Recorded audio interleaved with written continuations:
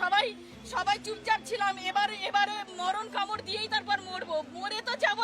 এছাড়া এইভাবে আমরা বাড়িতে তো আর ফিরতে পারবো না।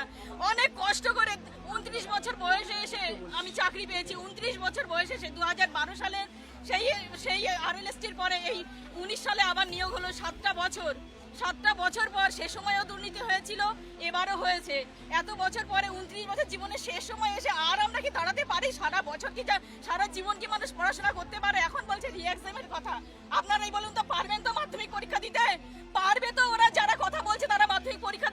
বন্ধুগণ, আমাদের ভারতবর্ষের দারিদ্র্য পুরোপুরি দূর হবে সেই দিন, যেদিন মানুষ শুধুমাত্র সরকারের দিকে তাকিয়ে থাকবে না, বরং নিজের শক্তি, দক্ষতা এবং পরিশ্রমের উপর ভরসা করতে শিখবে।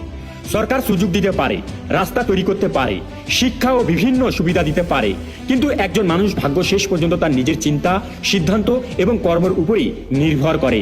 আজ আমাদের সমাজে ছোটবেলা থেকেই অনেককে শেখানো হয়, ভালো করে পড়াশোনা করো, একটা চাকরি নাও, জীবন নিরাপদ হবে।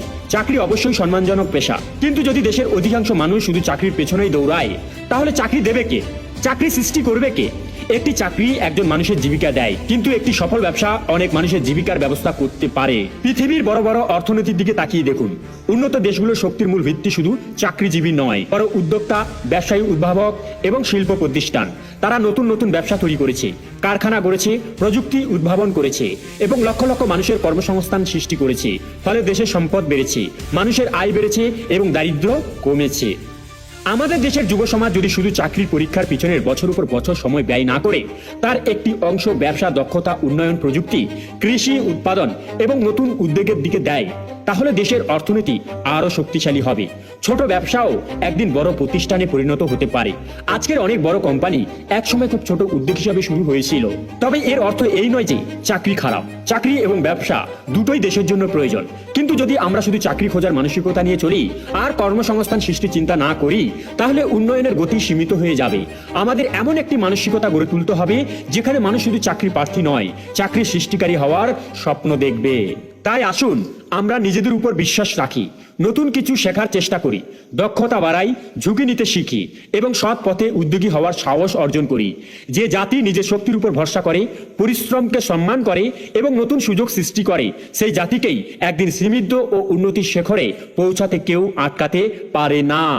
একটি চাকরি একটি পরিবারের চুলা জ্বালায়, কিন্তু একটি সফল ব্যবসা শত শত পরিবারে চুলা জ্বালাতে পারে। ভাবুন, একটি বীজ যদি শুধু নিজের জন্য বাঁচতে চাইতো, তাহলে সে কখনোই বিশাল বটগাছে পরিণত হতো না। কিন্তু সেই ছোট্ট বীজই একদিন হাজার পাখির আশ্রয়, হাজার প্রতীকের ছায়া হয়ে ওঠে। ঠিক তেমনি একজন উদ্যোক্তা শুধু নিজের স্বপ্ন পূরণ করেন না, তিনি আরো অনেক মানুষের জীবনের আলো হয়ে ওঠেন।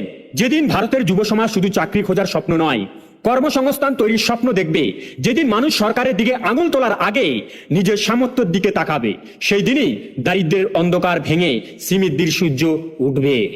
তাই চাকরি নয়, উদ্যোক্তা হওয়ার চেষ্টা করুন। জীবন বদলাবে, দেশ বদলাবে এবং দেশ এগিয়ে যাবে। চীন এবং আমেরিকার মতন দেশ তৈরি হবে।